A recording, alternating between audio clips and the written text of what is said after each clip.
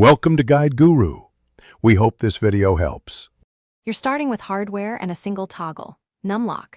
First, confirm whether your laptop uses an embedded keypad layer or you attached an external USB keypad. If external, plug it in and wait for the system to recognize drivers. You'll see a brief LED or notification.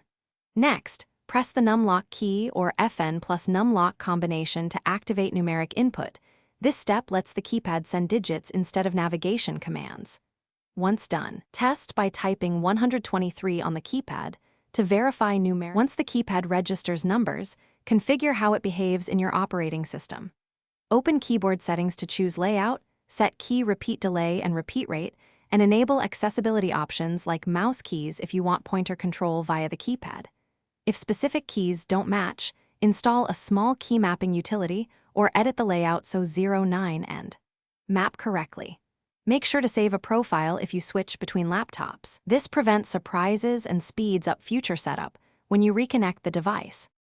Finish by validating the keypad across common applications. Open the calculator, enter numbers in a spreadsheet, and type in a text editor to confirm consistency. If numbers don't appear, immediately toggle numlock and reseat the USB connector, then reboot.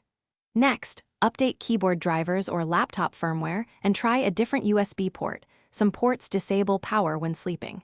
If problems persist, test with another user account or temporary key mapping tool to isolate software versus hardware issues. That single check.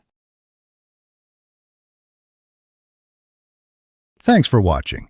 Consider subscribing if we helped you today.